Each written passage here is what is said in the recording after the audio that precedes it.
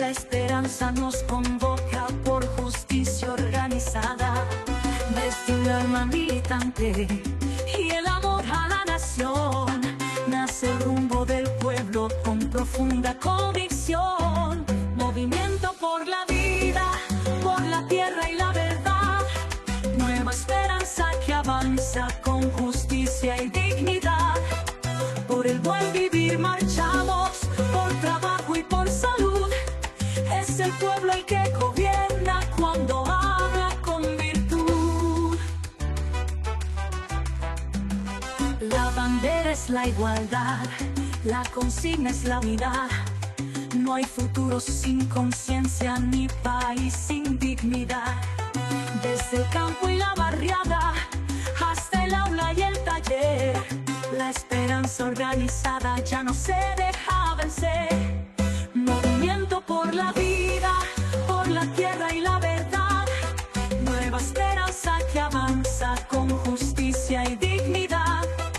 Por el buen vivir marchamos, por trabajo y por salud. Es el pueblo el que gobierna cuando habla con virtud. Nuestra fuerza son los pueblos y su lucha colectiva.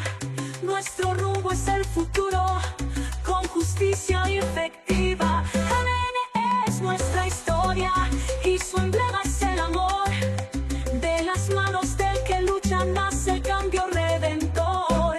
Movimiento por la vida, por la tierra y la verdad. Nueva esperanza que avanza con justicia y dignidad. Por el buen vivir marchamos, por trabajo y por salud. Es el pueblo el que gobierna cuando habla con virtud.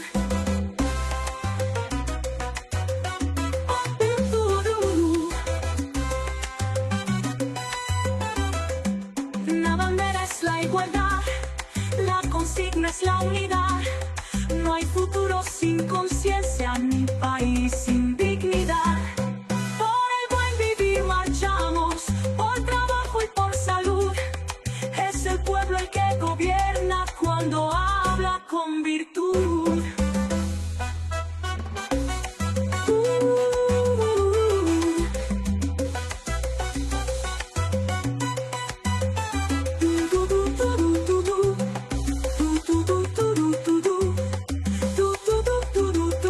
Nuestra fuerza son los pueblos y su lucha colectiva.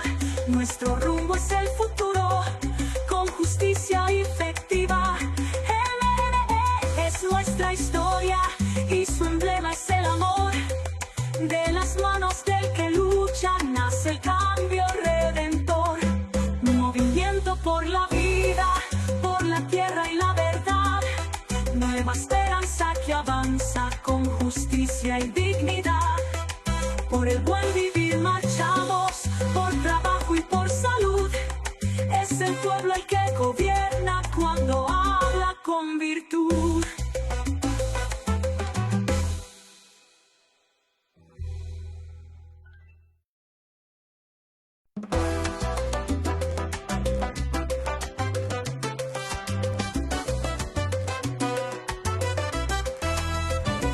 Con el pueblo en pie de lucha y la patria en la mirada, la esperanza nos convoca por justicia organizada.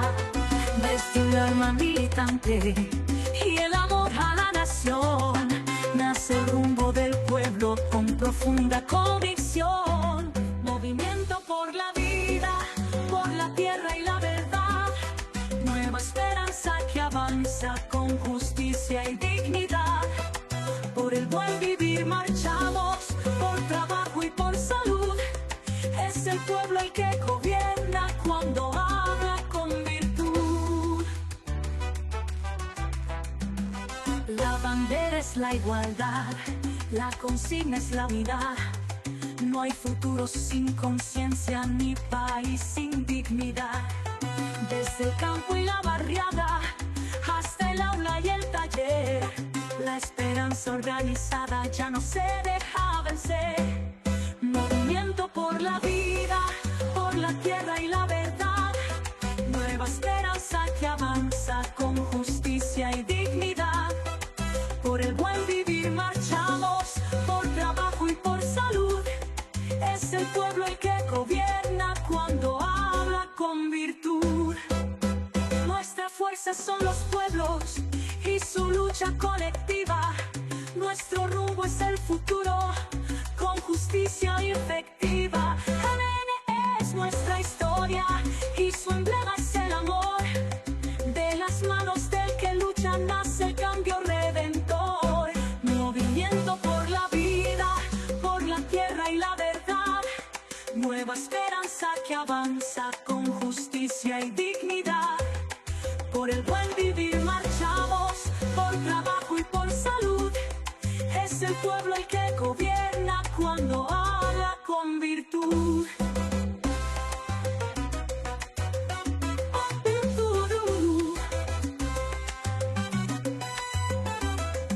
La bandera es la igualdad, la consigna es la unidad.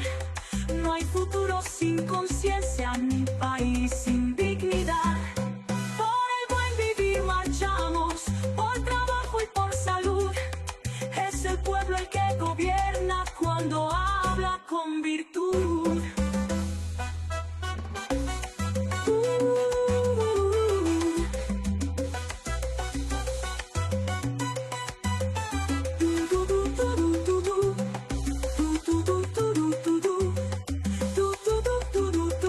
Nuestra fuerza son los pueblos y su lucha colectiva.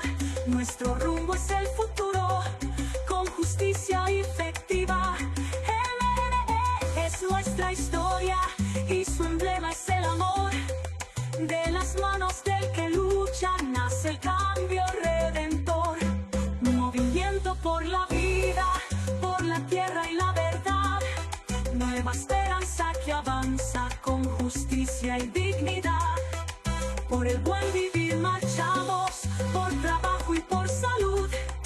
Es el pueblo el que gobierna cuando habla con virtud.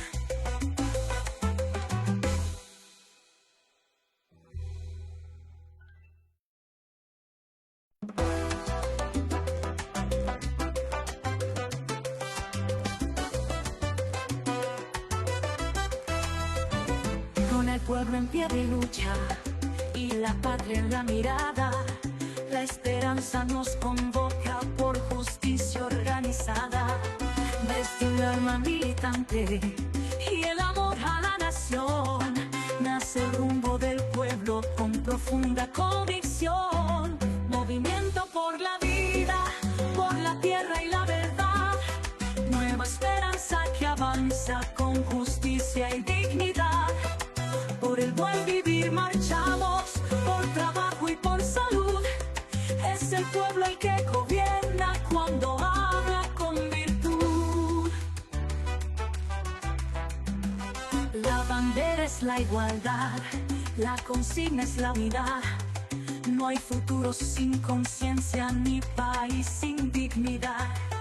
Desde el campo y la barriada, hasta el aula y el taller, la esperanza organizada ya no se deja vencer. Movimiento por la vida, por la tierra y la verdad. Nueva esperanza que avanza con justicia y dignidad. Por el buen vivir marchamos, por trabajo y por salud. Es el pueblo el que gobierna cuando habla con virtud.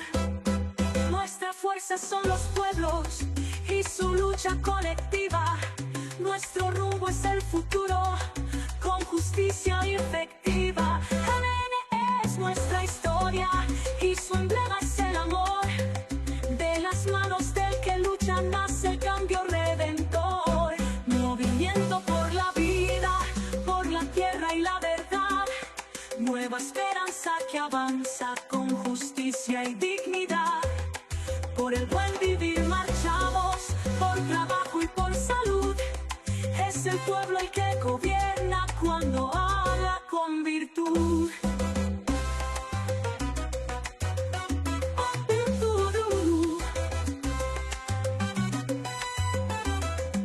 La bandera es la igualdad, la consigna es la unidad.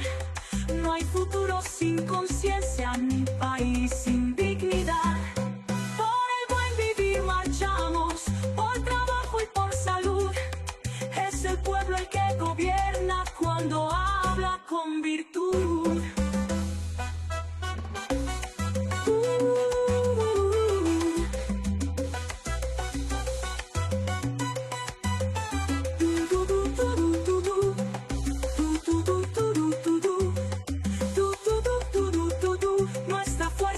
los pueblos y su lucha colectiva.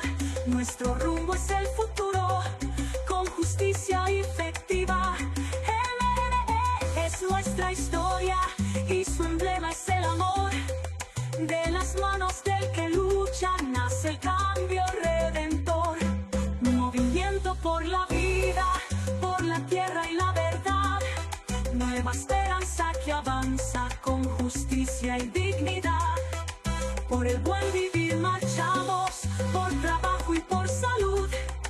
Es el pueblo el que gobierna cuando habla con virtud.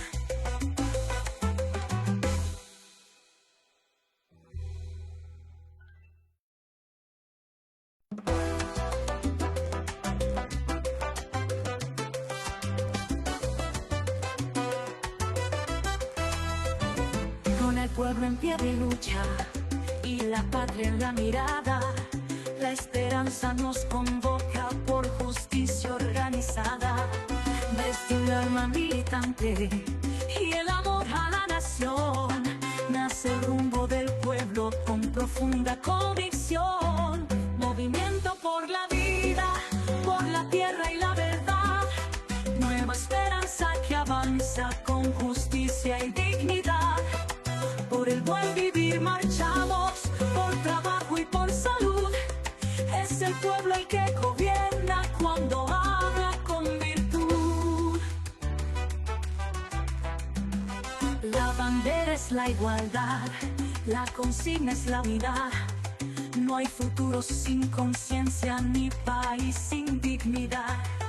Desde el campo y la barriada hasta el aula y el taller, la esperanza organizada ya no se deja vencer.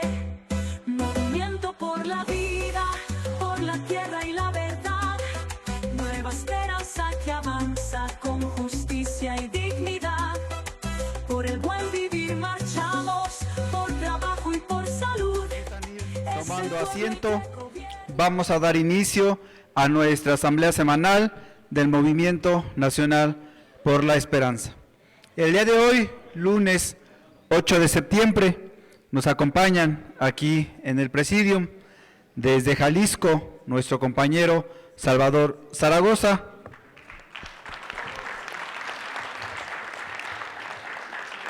De la Alcaldía Álvaro Obregón, el compañero David Hernández Rendón. Desde la UNAM nos acompaña nuestra compañera internacionalista Jenny Moreno. Nos acompaña nuestro enlace regional Noé Flores.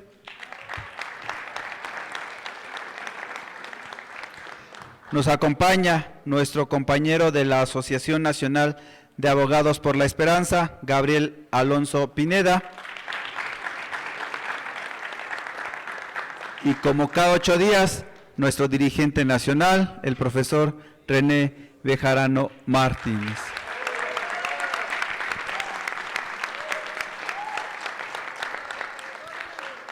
Para iniciar con nuestra ronda de participaciones, le vamos a ceder el micrófono a nuestro compañero Salvador Zaragoza. Muchas gracias, buenas noches. De nuevo, un gusto estar aquí, saludarlos. Hoy simplemente quiero hacer un reconocimiento y agradecer a nuestro compañero Noé Flores por esa capacidad organizativa que nos demostró este sábado allá en Jalisco. Tuvimos un gran evento y pues ya nos informará. Él, no quiero acaparar ese tema porque pues él ha sido el artífice pues de todo este evento que resultó muy bien. Estuvo en la Universidad de Guadalajara, un evento muy bueno. Así que simplemente quiero agradecer que nos haya apoyado allá en Jalisco, porque hace falta mucha convocatoria y hace falta mucha organización allá en el Movimiento Nacional por la Esperanza allá en Jalisco. y con su gran capacidad pues nos ha hecho esa gran evento. Pues bien, nada más, gracias y adelante. Muchas gracias, compañero Salvador Zaragoza. Ahora le cedemos el micrófono a nuestro compañero David Hernández Rendón. Hola, ¿cómo están? Muy buenas tardes. Pues como siempre, muchas gracias, profesor, por el privilegio que tenemos de estar aquí y por seguir abriendo estas puertas para los jóvenes. Quiero comenzar retomando un poco el tema que estábamos platicando la semana pasada. Para quienes no tuvieron la oportunidad de acompañarnos, el profesor cerró con una intervención que hablaba sobre el poder de la palabra. Él mencionaba que la palabra es a veces muchísimo más fuerte o puede ser más dura o golpear más duro, por ejemplo, que un golpe directo. Si ustedes quieren contextualizarse un poco, pues los invito también a que vayan a ver el video que está ahí en las redes sociales, para que también se lo pierdan. Fue muy hermoso, la verdad es que me pareció muy interesante y me dejó con mucha intriga. Por lo mismo, esta semana yo me preguntaba acerca de qué hablar y dije como, me gustó mucho lo que dijo sobre la palabra, pero exactamente qué palabra pensaría yo, ¿no? Yo pensaba una palabra, y pues se me ocurrió que de todos los adjetivos, sustantivos, pronombres, la palabra que yo tenía que elegir para poder hablar el día de hoy era el verbo. Hay un pasaje religioso que dice que en el principio era el verbo, o sea que el verbo es antes de todo. Y cuando yo pienso, ¿qué es un verbo? Pues lo más inmediato es como un verbo es una acción. Correr, caminar, moverse, actuar, todos esos son verbos. Entonces la palabra de la que les voy a hablar yo hoy es el verbo. Hace ratito platicando con nuestro compañero aquí, él me dijo algo que me llamó mucho la atención, que es que la palabra determina. Es como, y si la palabra determina y el verbo es una palabra, entonces nuestras acciones y lo que nosotros hacemos también va a determinar una serie de cosas. Hablando en el tema de la palabra, yo retomaba también lo que platicábamos y decía como, ¿es suficiente entonces con utilizar la palabra para poder convencer a alguien? Ya aterrizándolo un poco más a la realidad, pensando en un ejemplo de un concepto que es simple y yo creo que ustedes entienden. La seguridad, por ejemplo. Y algo que precisamente ejemplifica esto de si es suficiente utilizar la palabra para convencer, me lleva a pensar en una medida que nosotros tenemos para la seguridad aquí en México, que es la percepción de la incidencia delictiva. La percepción de la incidencia delictiva se compone de que todos nosotros que estamos aquí percibamos pues que la seguridad está mejor o que está menos mejor, ¿no? Entonces, si todos pensamos que la seguridad en México está bien, pues la percepción sube, ¿no? Si es una buena medida o no, es un debate para otra ocasión, pero la percepción de la incidencia delictiva se compone entonces de que nosotros estemos convencidos o no de que la seguridad en México es buena o no. Dicho esto, hay dos maneras en las que yo veo que sería fácil convencernos. Uno es la palabra a secas, sin pensar tanto en el verbo, y sería pensar que si alguien llega y me dice a mí que la seguridad está bien o que las cosas están bien en México, pues a mí me puede convencer si es una persona en la que yo confío, por supuesto. Y pudiera ser verdad, ¿no? Porque ¿por qué me mentiría alguien en quien yo confío acerca de que estamos bien en materia de seguridad? Pero otra manera en la que yo me pudiera convencer de eso, y sería también una manera muy sencilla, sería que precisamente hubiera un verbo, o sea, acciones que a mí me convencieran de que estamos más seguros. Si yo veo que el gobierno está implementando una estrategia que es efectiva, que está combatiendo la inseguridad, que está combatiendo el crimen, eso a mí también me puede convencer. No es nada más necesario que la palabra se quede en un convencimiento o en un argumento o en tratar de decirme algo, sino que también se lleve a cabo en una acción. Y es mucho más fácil convencer a alguien con acciones. Habría que analizar entonces cuáles son esas acciones y revisar si son efectivas. Hay que revisar si la estrategia de seguridad está siendo efectiva, en qué se puede mejorar, en qué no se puede mejorar, y empezar a caminar en esa dirección. Pero no es la única acción, o no es la única manera de afrontar, por ejemplo, un problema que tiene que ver como la seguridad. Otro camino que se podría hacer, que también es un camino que se lleva en acciones, es implementar o crear una cultura ética, una cultura cívica, implementar en la educación, en las escuelas, fomentar una conducta ética, ¿no? Yo me acuerdo que cuando yo iba en la primaria, no hace mucho tiempo, llevaba clases de cívica y ética y nos hablaban acerca de lo que era ser mexicano, acerca de lo que era una identidad nacional. Y ahora se presenta también una oportunidad de seguir actuando y seguir saliendo más allá de lo que se dice solamente en palabras, sino llevar esas palabras y convertirlo en acciones. Eso es el verbo.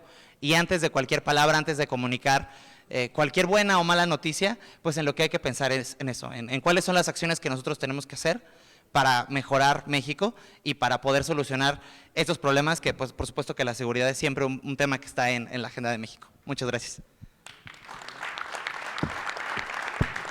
Muchas gracias, compañero David Hernández Rendón. David. Se integra con nosotros nuestro compañero Alan Santelices y al cual le cedemos el micrófono. Hola, buenas noches, mucho gusto, ya conozco a varios. Simplemente para recordarles que este 20 de septiembre entre 10 y 2 de la mañana tendremos el curso Gobernar también es comunicar, donde podremos platicar con algunos expertos respecto a cómo se construye una marca de gobierno, cómo se atiende una crisis, cómo se utilizan los datos que existen hoy en día a través de estos aparatitos que tanto nos ayudan, pero que también tantos dolores de cabeza generan a las personas que se dedican al servicio público, y cómo podemos hacer que toda esta información se convierta en una gestión digna para los ciudadanos, cómo podemos conectar con ellos desde el vínculo uno a uno que tenemos en estos aparatitos y poder realmente lograr el cambio que busca no solo el movimiento, sino también todo político que empieza a ejercer funciones. Está dividido en 3 grandes bloques, uno de inteligencia de datos y redes sociales, que parecería muy obvio porque todos creemos saber usarlas hasta que nos enfrentamos a ellas y no sabemos ni siquiera cómo escribir un post o cómo subir una foto o cómo grabar un video y nos la pasamos criticando a todo el mundo, pero cuando nos toca hacerlo ya resulta más complejo.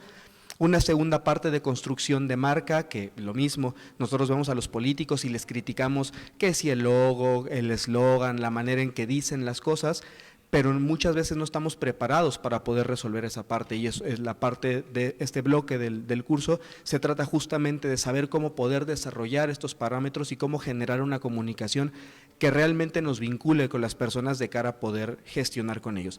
Y tercero, que es lo que por desgracia no sucede tanto en nuestro país, es cómo nos vinculamos uno a uno entre gobiernos y ciudadanos, porque hay una esfera ahí donde el ciudadano pareciera que le está pidiendo un favor al gobernante para poder resolver las cosas, cuando la teoría dice que tendría que ser al revés, ¿no? Y en campaña ustedes seguramente lo han escuchado, que vamos y pedimos el voto y nos comprometemos a ciertas cosas, y aunque se hagan, el ciudadano no nos cree porque no nos estamos comunicando de manera correcta con ellos. Entonces, ¿cómo podemos utilizar la tecnología? ¿Cómo el uso del lenguaje y las palabras son fundamentales para poder lograr esta parte?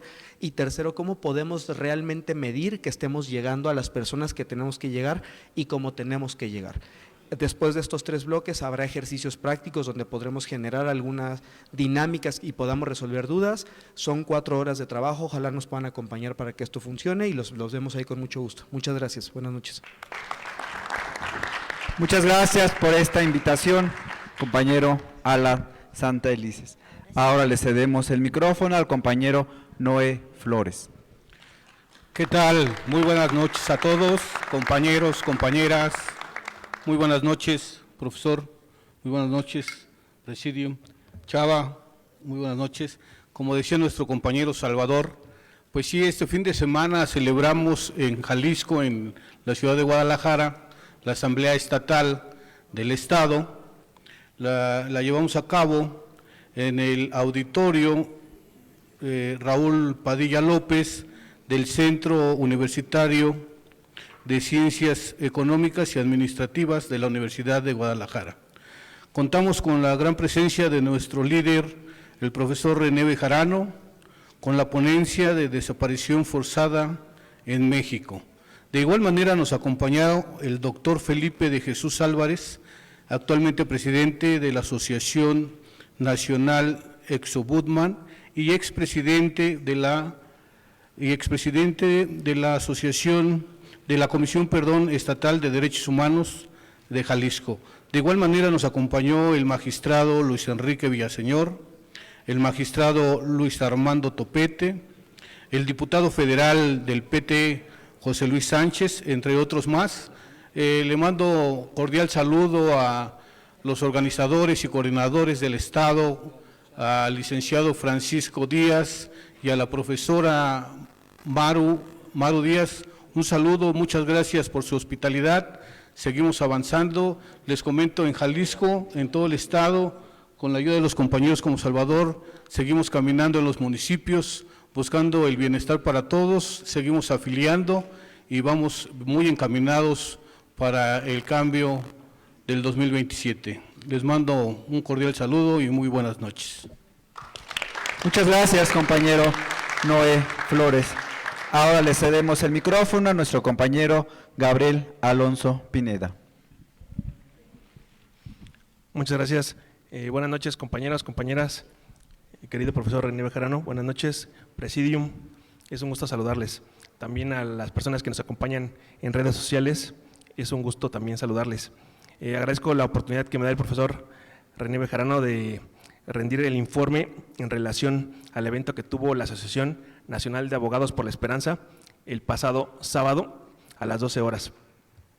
Como un primer punto, me gustaría hacer una serie de agradecimientos en relación con las personas que nos ayudaron a hacer este evento. Agradezco, por supuesto, en primer lugar, al profesor René Bejarano, a quien pido un aplauso, por favor.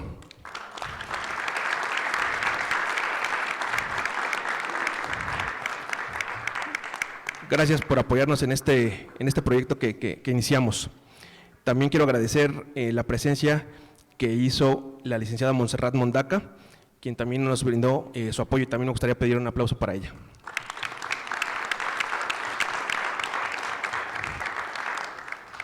También me gustaría felicitar a mis compañeros, colegas que me ayudaron y que fueron base para la elaboración de este evento. Irma, Azucena, Eric, Alejandro, Oscar, Hugo y Cuauhtémoc, y todo el staff que colaboró en este evento. Muchas gracias.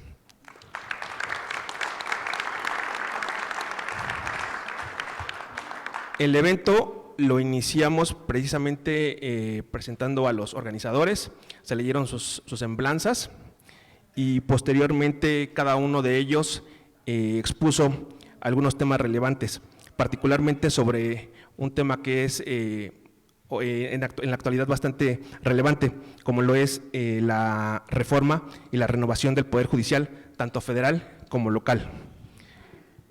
Después de que las personas expusieron precisamente sus puntos de vista en relación con este tema, posteriormente le dimos el uso de la voz a cada uno de las personas que nos acompañaron.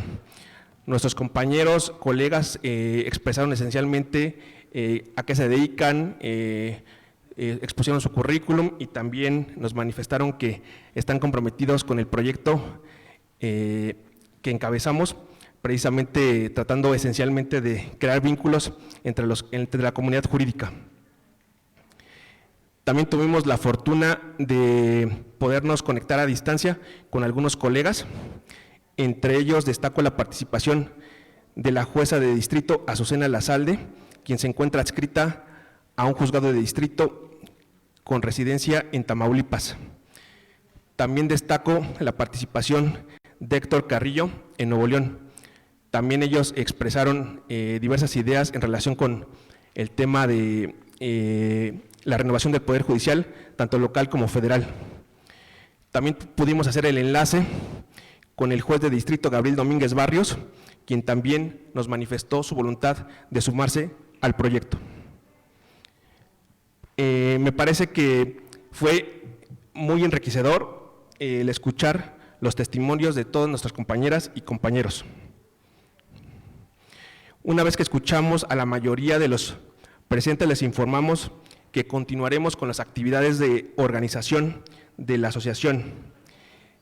Una de las peticiones que les hicimos fue que nos hicieran llegar sus semblanzas para a partir de ahí empezar a organizar las comisiones de acuerdo a cada uno de sus perfiles, y también los invitamos a que sumaran a muchos más colegas a unirse a este proyecto. Reitero mi agradecimiento infinito a todas y todos los participantes, tanto de la Ciudad de México, Estado de México, Querétaro, San Luis Potosí, Tamaulipas, Nuevo León, Chiapas y Morelos. Estamos seguros que próximamente se irán sumando más colegas de toda la República. Los retos son enormes. Estamos seguros que con la voluntad y capacidad de todos nuestros colegas iremos consolidando este gran proyecto. Muchísimas gracias. Muchas gracias, compañero Gabriel Alonso Pineda. Ahora nos vamos para temas internacionales y le cedemos el micrófono a nuestra compañera Jenny Moreno. Muchas gracias, Miguel. Buenas noches a todos, compañeros. Es un gusto estar aquí de nuevo. Gracias, profesor. Gracias, compañeros de la mesa del Presidium. Vamos a comenzar el día de hoy hablando del proceso electoral presidencial que se llevará a cabo en Brasil. Las elecciones generales de este país se celebrarán el próximo año bajo un sistema de votación presidencial presencial obligatorio, es decir, en otras ocasiones se podía que no hubiera voto anticipado o que fueran las votaciones por correo, y en esta ocasión no será así. Se prevén, como casi en todos los países sudamericanos, que si no se gana en la primera vuelta, exista una segunda. Acuérdense que siempre en esta primera vuelta el ganador tiene que tener más del 50% de los votos a favor. Y bueno, según encuestas recientes, el presidente Lula da Silva lidera todos los escenarios simulados para su reelección. Sin embargo, la habilitación política de Bolsonaro, que lo mantiene fuera de la contienda hasta 2030, por supuesto redefine las estrategias de la derecha. Hablando de Bolsonaro, sí me gustaría comentar el estado de su proceso judicial. Bolsonaro enfrenta actualmente un proceso histórico por presunta conspiración para planificar un golpe de Estado tras la derrota que tuvo en 2022, junto a otros altos oficiales militares y exfuncionarios. Este proceso judicial representa una bisagra histórica en el país para la democracia. Su probable condena sería un símbolo de independencia y de fortaleza institucional, aunque podría intensificar la polarización política, por supuesto. Se espera sentencia posiblemente antes del 12 de septiembre, es decir, estamos a unos días de saber qué pasará. Mientras tanto, Bolsonaro está bajo arresto domiciliario y, bueno, si es hallado culpable, podría enfrentar una pena de hasta más de 43 años. La defensa argumenta que hay ausencia de pruebas contundentes y reclama una persecución política. De hecho, lo llegaron a comparar con el caso Dreyfus. Mientras tanto, la Fiscalía presenta reuniones, presenta documentos y testimonios clave, como es el caso del exteniente coronel Mauro Cid, que trabajó directamente con Bolsonaro, que, bueno, apuntan a una planificación golpista y hablan incluso de la posibilidad de asesinar al presidente Lula da Silva. En otros temas, bajo el mismo contexto, me gustaría que platicáramos un poco de las relaciones económicas que existen entre Brasil y Estados Unidos actualmente, y estas relaciones bilaterales están marcadas por una crisis diplomática y comercial sin precedentes. El presidente Donald Trump impulsó aranceles del 50% sobre productos brasileños, como respuesta, por supuesto, al juicio contra Bolsonaro. Brasil reaccionó presentando una queja ante la Organización Mundial de Comercio y promulgó una ley de reciprocidad comercial que permita respuestas arancelarias. Brasil, por su parte, está fortaleciendo sus vínculos con China y está aprovechando que tiene la presidencia en el bloque de los BRICS este año. También está fortaleciendo vínculos con el Golfo, con Asia, y por supuesto todo esto reduce su dependencia del mercado estadounidense. Hablando de los BRICS, Brasil busca consolidar una estrategia de multilineamiento ante las crecientes tensiones geopolíticas. El país promueve dentro del bloque primero la reducción de la dependencia del dólar en el comercio, mediante monedas locales, aunque busca evitar rupturas drásticas manteniendo pragmatismo. El grupo ya ha logrado su expansión. Recordemos que en un inicio los BRICS eran Brasil, Rusia, India, China y Sudáfrica, y hasta hace poco se unió Egipto, Etiopía, Irán, Arabia Saudita. El grupo ya ha logrado esta expansión, pero aún carece de cohesión económica plena. La evolución política brasileña, en pocas palabras, está marcada por una contienda electoral que creo yo muestra una ventaja clara para Lula, gracias a la consolidación y a su capacidad de reelección, y un escenario opositor fragmentado debido a la inhabilitación de Bolsonaro en la derecha. En lo bilateral, la escalada arancelaria estadounidense, como siempre, pone a los países a temblar, pues impone desafíos económicos importantes, pero también estimula una reorientación estratégica. Y aquí es donde vuelvo a mencionar a los BRICS, porque es la clave. Por supuesto, otros ámbitos se abren con esta situación de los BRICS y nos acerca muchísimo más a la multipolaridad. Así que Brasil busca liderar una agenda de diversificación financiera y tecnológica sin rupturas bruscas, mientras impulsa proyectos concretos como lo es el impacto doméstico y el global. En otros temas, hablemos de algo que veníamos queriendo hablar desde hace varias semanas, que era el tema de Venezuela, pero que habíamos decidido mantener un poquito de paciencia para poder hablar con más claridad. Desde agosto pasado, Washington intensificó despliegues navales y aéreos antinarcóticos en el Caribe Sur. Todo esto frente a la fachada atlántica de Venezuela.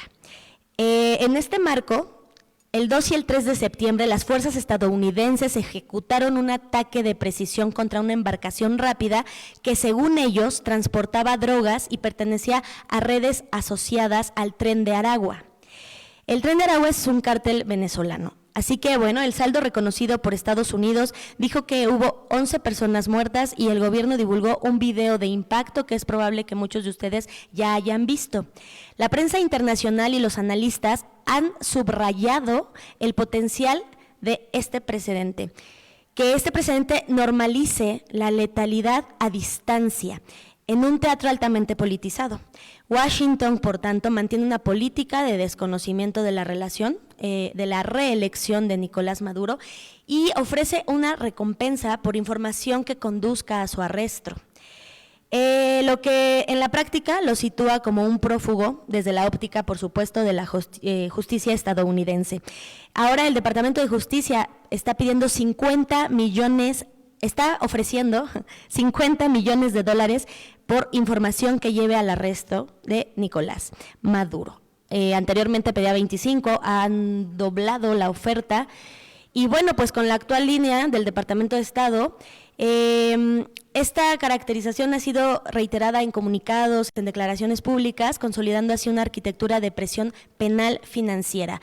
Por supuesto, el efecto político aquí es doble. Por primero, empecemos con que se limitan los canales diplomáticos formales y también se legitima ante la base doméstica estadounidense las operaciones más agresivas contra redes acusadas de narcotráfico en Venezuela. Esto, sin lugar a dudas, me llegó a pensar en una intervención militar directa de parte de Estados Unidos, dado que la doctrina vigente de Washington habla de la guerra contra los cárteles y la designación de actores como terroristas amplían bases legales para las acciones de movimiento extraterritorial. Aún así, una operación terrestre convencional en Venezuela seguirá enfrentando costos logísticos, falta de mandato multilateral y riesgos de insurgencia prolongada.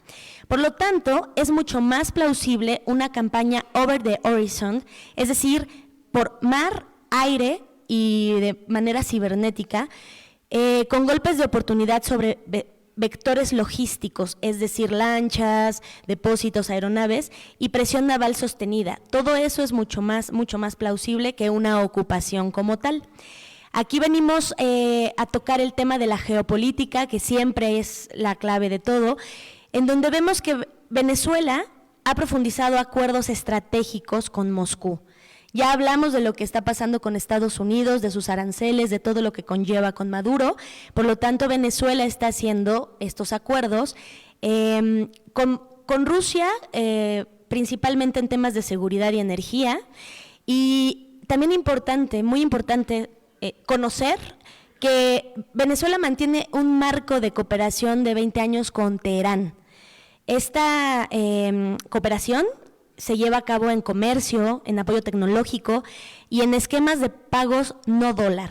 Estos vínculos proveen resiliencia sancionatoria, igual en tecnología, en financiamiento y en los mercados, y por supuesto que elevan los costos reputacionales para Washington de una escalada abierta, al proyectar el conflicto hacia lógicas de competencia sistémica.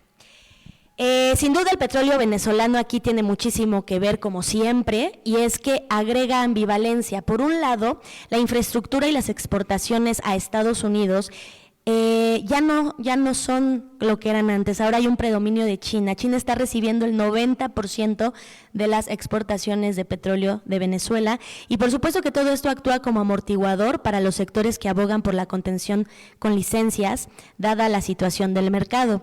Por otro lado, el cruce entre energía y coerción, es decir, aranceles, licencias, amenazas navales, etcétera, puede convertirse en un gatillo de primas de riesgo y desvíos logísticos que Venezuela capitaliza con socios no occidentales.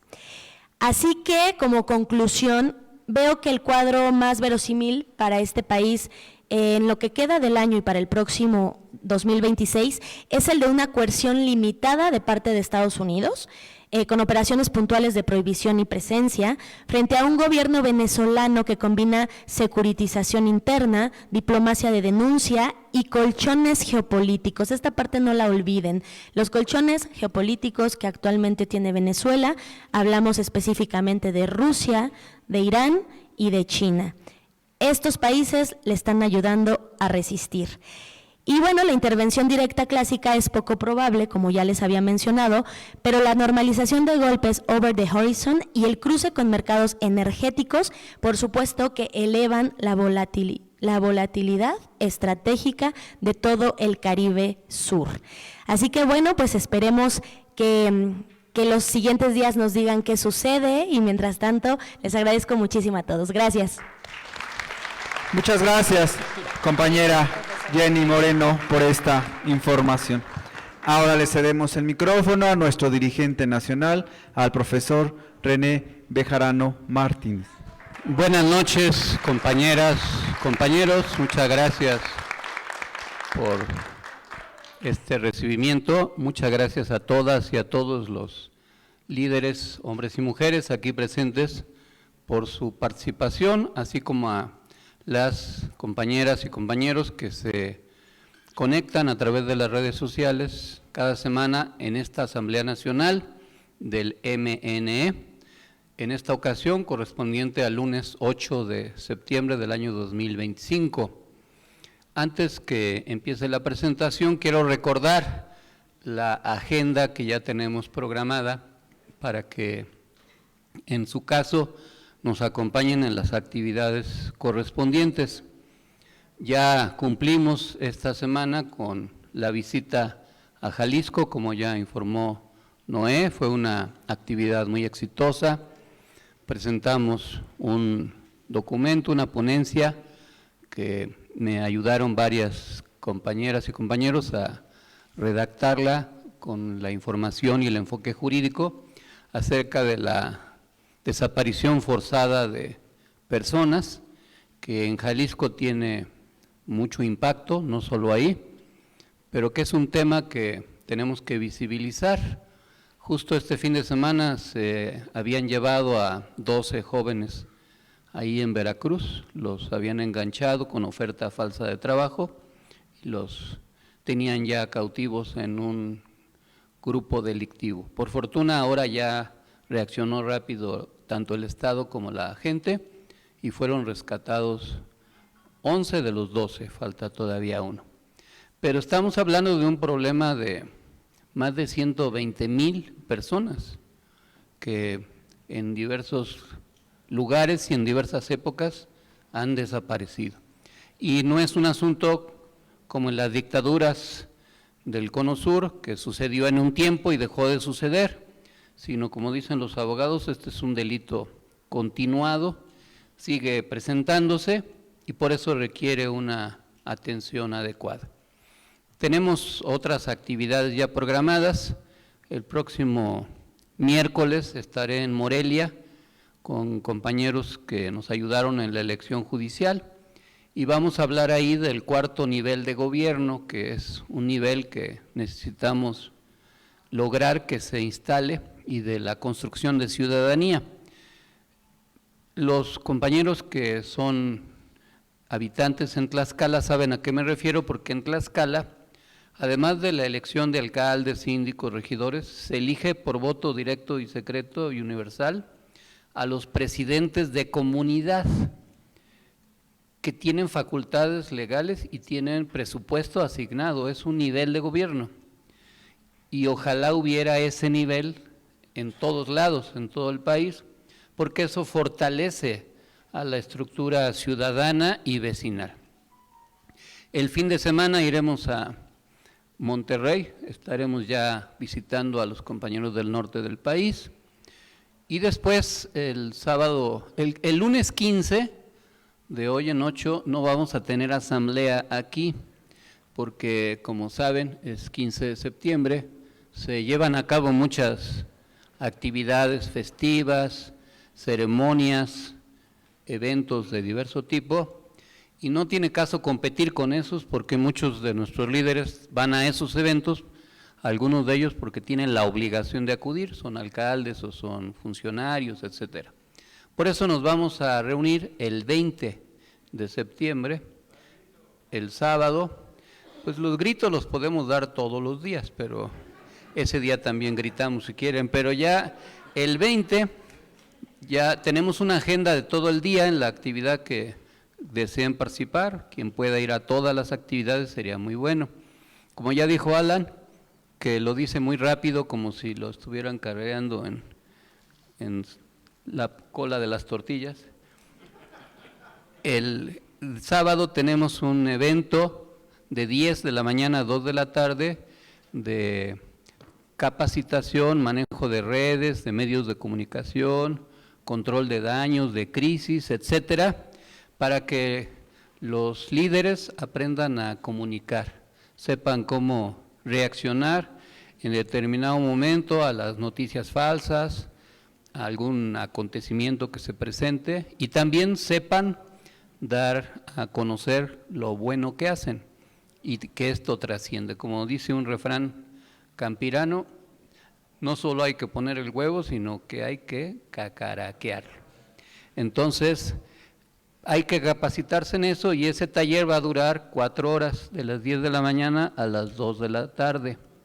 Luego vamos a hacer un convivio, se cumplen 40 años de los sismos del 85, y estoy preparando un texto que se llama 8 lustros de temblores, porque no solo han habido movimientos telúricos ocasionados por el acomodo de las placas tectónicas, sino muchos movimientos sociales que han repercutido en la transformación de la sociedad, y conviene hacer un recuento de este fenómeno, porque un día antes se cumplen 40 años de los sismos del 85.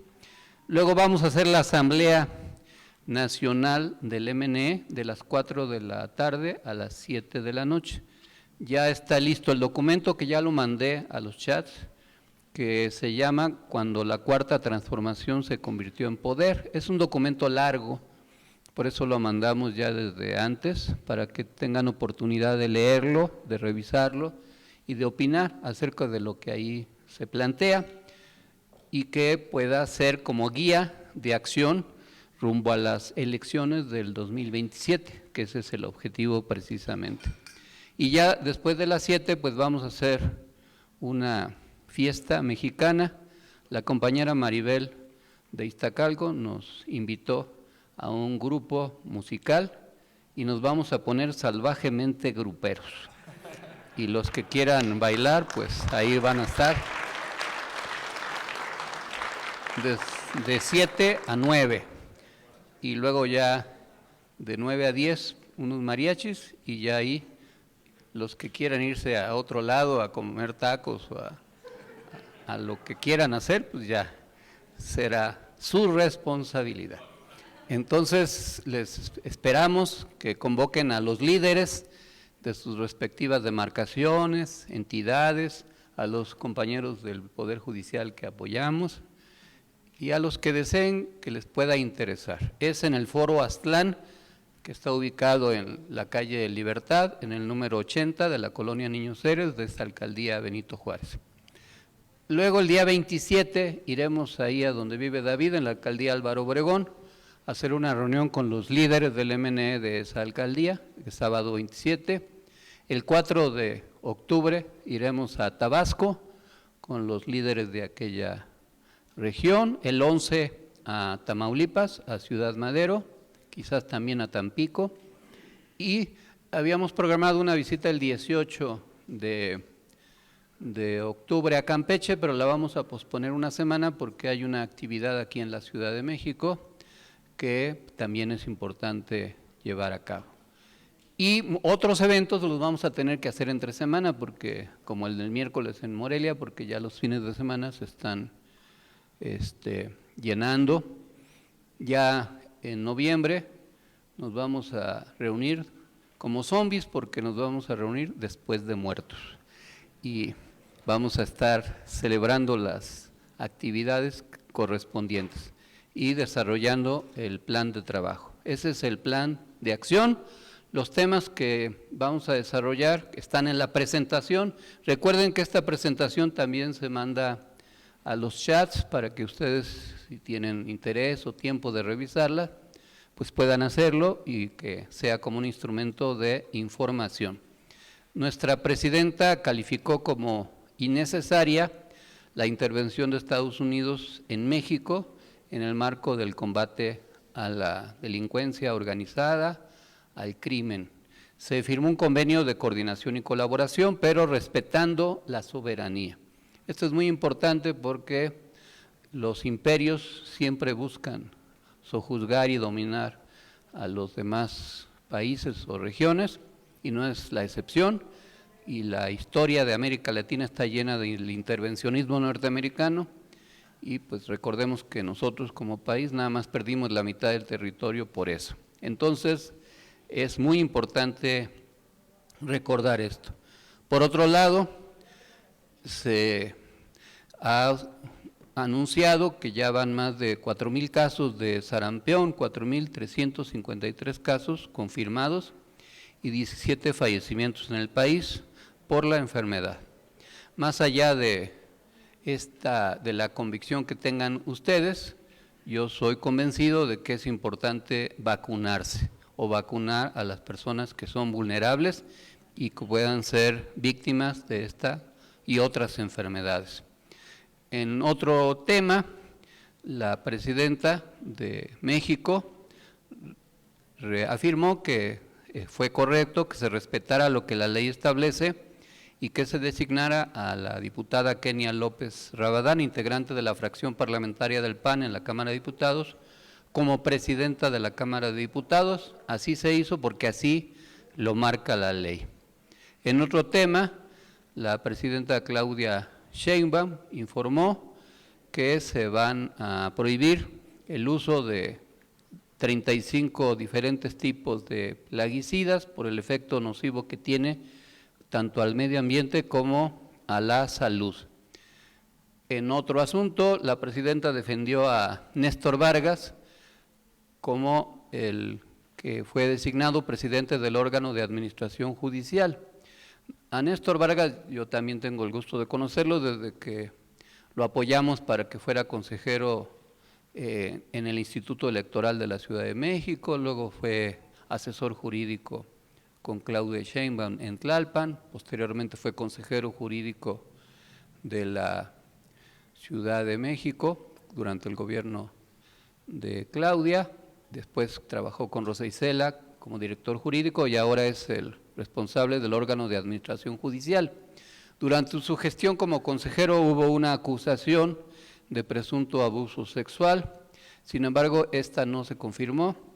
Sí quiero señalar que a veces hay denuncias serias, formales, reales, de hechos que son punibles en esta materia, pero también con frecuencia se utilizan este tipo de acusaciones para destruir reputaciones o para dañar a determinadas personas. No siempre una acusación es cierta, y en este caso no fue así, y por eso se resolvió, y por eso la presidenta lo terminó apoyando.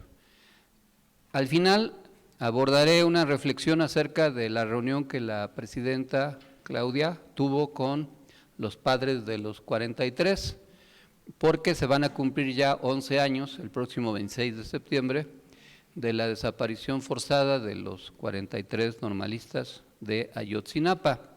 Y ahí me referiré a la renuncia que hizo el abogado de los 43, Vidulfo Rosales, para sumarse a la asesoría del ministro presidente de la Corte.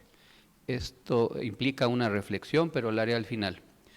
En el tema de la seguridad ya mencioné el asunto de la coordinación con el secretario de Estado de Estados Unidos para combatir la delincuencia. Se visitó como parte del recorrido de la presidenta de su informe de gobierno a Sonora, en Ciudad Obregón, mejor conocida como Cajeme, para ir reduciendo el índice delictivo en todo el país. Se hizo énfasis, y es parte del debate que alguna vez mencioné aquí, acerca de la prohibición que Morena hizo acerca de que los familiares directos puedan ser sucesores de algún gobernador en la elección siguiente, que es el caso de Zacatecas, en el marco de la visita que la presidenta hizo ahí, sobre todo porque el hermano de David Monreal, que actualmente es senador, Saúl Monreal, que quiere ser candidato a gobernador, ha insistido en que él lo va a buscar, aunque la presidenta y Morena ha señalado que ese camino no es el adecuado, pero es parte del tema. Fue muy importante que esta semana se anunciara que en el paquete fiscal que se va a presentar en estos días, se anunciara que ya los bancos no pueden deducir los impuestos de las aportaciones que hacen para pagar la deuda del FOBAPROA, y es que se había descuidado este tema por temor a que los bancos reaccionaran como son, o los banqueros, y pudieran ocasionar inestabilidad financiera, como en otros países, cuando se tocaran sus intereses, pero es un absurdo lo que hasta ahora hacen los bancos. Los bancos son los grandes beneficiarios del fraude que consistió en el FOBAPROA y que han endeudado al país por décadas. Y los miles y miles de millones de pesos que se han destinado, pues se pagan a los banqueros, que a su vez beneficiaron a otros muchos socios con préstamos quirografiarios. Esos préstamos son los que se otorgan sin garantía. El mecanismo fraudulento era muy simple. El banco le prestaba a X una cantidad de dinero y no le pedía ninguna garantía. Y luego el que no pagaba, pues no tenía responsabilidad, y esa deuda se iba a lo que en su tiempo se llamó la panza del FOBAPROA. Y entonces era un modus operandi, porque el particular pedía un préstamo, el banco se lo otorgaba. Como no había garantía, no había nada que asegurara el pago, entonces era un préstamo impagable y se iba al FOBAPROA. ¿Y quién pagaba? El gobierno. Pero el gobierno maneja el dinero del pueblo. Y ahí se hizo la deuda del FOBAPROA. Y no conformes con eso, lo que los bancos estaban obligados a pagar, o están, lo podían deducir de sus impuestos. Es decir, que en todo caso no pagaba nada, porque al deducir de sus impuestos lo que tenían que aportar al pago de la deuda del FOBAPROA, pues lo recuperaban de impuestos que o pagaban o que no pagaban. Y ahora esto se va a eliminar, y este año nada más serán 10,000 millones de pesos, o sea, no es cualquier cantidad lo que se pretende recuperar. Y eso es una buena decisión del gobierno mexicano. también es una buena decisión que se traduzca la cartilla de derechos de las mujeres a las lenguas indígenas, a las 27 lenguas que todavía sobreviven, porque eso va a permitir que las mujeres puedan defenderse mejor en cualquier circunstancia. Y también se informó que se van a mantener presupuestalmente todos los programas del bienestar, más los que se han ido sumando. Es decir, una vez más se refuta que el gobierno, el Estado, no podía pagar toda la obra pública, la inversión y los programas que hasta la fecha tienen. Se siguen pagando y se van a seguir pagando porque hay suficiencia presupuestal para ello, y este año no va a ser la excepción. Ya se anunció que se detuvo, Claudia dijo que se iba a detener a involucrados en huachicol fiscal, ya se les detuvo, y es algo importante porque no solo se detuvo a empresarios que defraudaban, sino a funcionarios y algunos altos funcionarios de la Armada de México, mejor conocida como la Marina. Esto es un ejemplo porque también es algo que busca o permite que se contrarreste esta defraudación que consiste en importar petróleo o diésel declarando otros productos para no pagar los impuestos y luego procesarlos acá y venderlos. Es un fraude, obviamente, pero eso se hacía o se hace en colusión con los encargados de las aduanas o los lugares en donde se tenía que detectar. Y no se hacía, y por eso se procedió a detener a los responsables.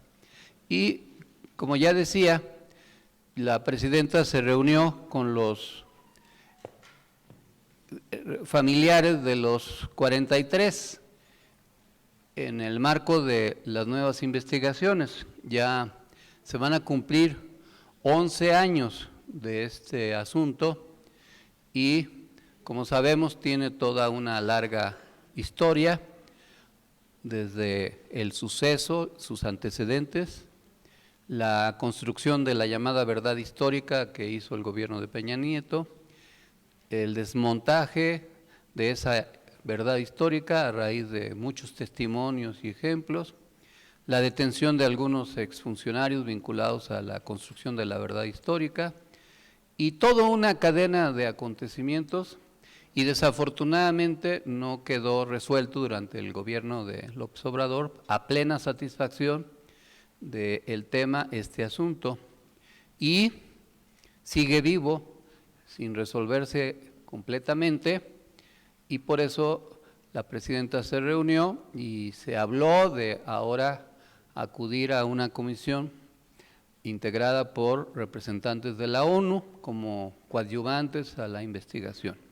Es un asunto muy enmarañado que pues tendrá que tener una evaluación política suficiente en su momento, pero destaca en ello un acontecimiento que fue la renuncia que presentó el abogado de los 43, Vidulfo Rosales, para representarlos y volverse asesor del ministro presidente de la Suprema Corte de Justicia. Y este viraje, esta transformación, sí merece una reflexión, porque en la historia de México, en la historia política, se han presentado siempre procesos en donde algún personaje que defendía una causa se arrepiente de esa defensa y renuncia a esa posibilidad, y con frecuencia se pasa del bando al bando contrario. En la jerga popular se llama chapulinear, pero hay otros términos menos amables. Pero al final de cuentas es una traición, una ruptura con lo que se defendía. Es común, desgraciadamente, en la historia encontrar ejemplos de muy diverso tipo en momentos cruciales de la historia de México, sindicalistas que defendían a los trabajadores en contra del charrismo sindical, luego se volvieron asesores de Fidel Velázquez, o guerrilleros que se insublevaron contra el Estado y luego se volvieron parte de los órganos represivos del propio Estado, militantes de la izquierda que se volvieron dirigentes o militantes del partido oficial, del PRI, candidatos de Morena que se volvieron del PAN en contra y que renegaron de sus convicciones. Y no menciono nombres, pero hay muchísimos ejemplos. La política antes tenía un valor distinto, las convicciones, pero se fue equiparando con el cambio de camiseta de los equipos de fútbol. En el pasado, pertenecer a un equipo era una mística, una identidad. Los que le iban al Guadalajara tenían como reivindicación que era el único equipo que alineaba puros jugadores mexicanos, y así había seguidores de otros equipos de diverso tipo, algunos equipos que ya no existen como el Oro o los Toros Neza y otros, ¿no? Ahora, pues ya en el mercado de piernas, como se le llama metafóricamente a los intercambios de jugadores, pues no es raro ver que un jugador de un equipo se pasa a otro que antes era su adversario. Incluso algunos de los fanáticos seguidores del Guadalajara se han pasado a Pare de Sufrir, porque como ese equipo pierde casi todo el tiempo, prefieren ya meterse a esa devoción, porque los consuela más que ir al estadio. Pero en la vida, en la política, no es lo mismo, porque al final de cuentas ese es un espectáculo y ese es un deporte. Y hay que tener, pues, claridad de lo que uno se puede arrepentir y de lo que es bueno arrepentirse y de lo que no es bueno arrepentirse, porque hay diferentes tipos de arrepentimiento o de rectificación en la vida. Hay veces que se cometen algunos errores y que es sano, es correcto corregir y reconocer y arrepentirse, pero cuando se tiene una convicción y se opera de buena fe y se hace un arrepentimiento de ese tipo, al final se convierte en una traición. Esto es lo que les voy a leer en el marco de la decisión que tomó el abogado de los 43 de pasarse a defender los intereses del gobierno.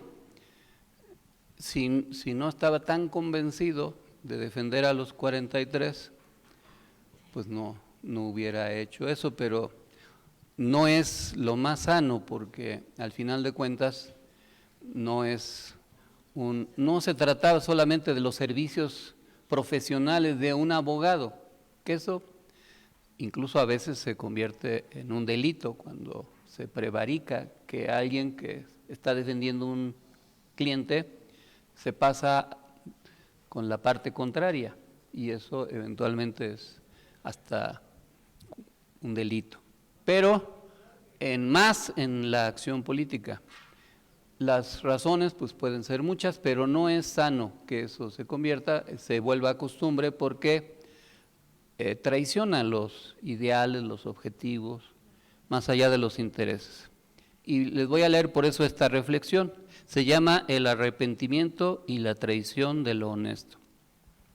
Dice así: hay actos que nacen del alma limpia, gestos que llevan consigo la inocencia del deber cumplido.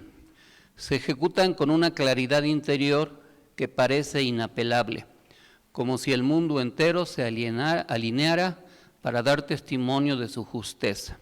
Y sin embargo, nada hay más frágil que la memoria del hombre sobre sus propios actos. Basta que el arrepentimiento negativo anide en la conciencia para que la obra honesta se vea despojada de su dignidad, para que lo que era decoro se vuelva vergüenza. El arrepentimiento tiene la fuerza de un ácido, corroe lo sólido, disuelve lo transparente, siembra sospechas donde solo había certeza. ¿Qué significa arrepentirse de lo recto? No se trata de reconocer una falta, sino de renegar de la propia luz. Es permitir que la duda, el miedo, la presión de los otros o el cálculo de la conveniencia reescriban el pasado. Es como si el sujeto dijera: lo hice bien, pero no debía hacerlo. Fue justo, pero me pesa haber sido justo. En ese instante, la honestidad queda marcada con el estigma de la indecorosidad. Hay en este fenómeno una tragedia íntima. El arrepentimiento, que tantas veces se presenta como virtud, puede volverse perversión cuando se dirige hacia lo honesto. Entonces deja de ser conciencia y se convierte en cobardía. Es un intento de salvarse a costa de la verdad, una renuncia al coraje de sostener la integridad. Quien se arrepiente de lo recto se traiciona dos veces, primero a su acto, después a sí mismo. No es raro en la historia y en la política encontrar figuras que después de haber obrado con valentía se retractan para congraciarse con el poder, con la multitud o con el tiempo que ya no perdona. Esos arrepentimientos públicos, forzados o voluntarios, no hacen más que degradar lo que en su origen fue ejemplo. El pueblo, al verlos, aprende una lección torva, que hasta lo honesto puede ser motivo de vergüenza, que la justicia puede acabar siendo una falta de la que hay que excusarse, y así, poco a poco se corrompe la noción misma de lo digno.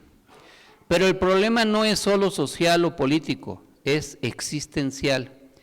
El hombre o la mujer que se arrepiente de sus actos honestos termina erosionando la piedra sobre la que se erige su identidad. ¿Cómo sostenerse en pie si lo propio, lo recto, lo verdadero en el recuerdo ya no se respalda, sino que se niega? La vida se convierte en un palimpsesto de renuncias. Cada rectitud borrada, cada sinceridad revocada, deja cicatrices invisibles, hasta que la persona ya no confía ni en sus propias razones.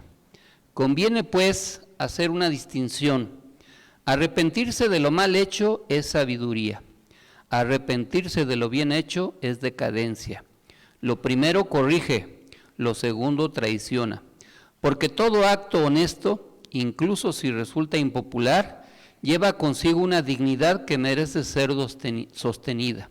El tiempo puede exigir explicación, puede pedir matiz, puede invitar a la autocrítica, pero nunca exige negación. El arrepentimiento injustificado convierte al ser humano en desertor de sí mismo. Lo honesto se mantiene de pie solo mientras la voluntad lo sostenga, como un fuego que depende de la fe en su calor. Cuando esa fe se extingue, lo que queda es ceniza, indecoro, deshonra. Y entonces lo verdaderamente trágico no es que el acto haya perdido su valor, sino que el sujeto haya renunciado a sí mismo. De ahí que esta frase resuene como advertencia: no abdicar de lo honesto, no mancillar lo digno con la retractación cobarde del arrepentimiento. Mejor cargar con el peso de lo justo, aunque sea incomprendido, que dilapidar la rectitud bajo el disfraz de la prudencia. Pues no hay mayor decoro que sostener en el tiempo lo que fue ejecutado con buenas intenciones, con honestidad. Y no hay mayor indecorosidad que arrepentirse de haber sido íntegro. Muchas gracias.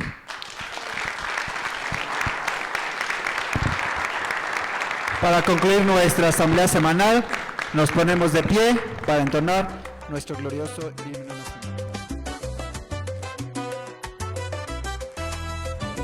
Con el pueblo pueblo en pie de lucha y la patria en la mirada. La esperanza nos conmueve.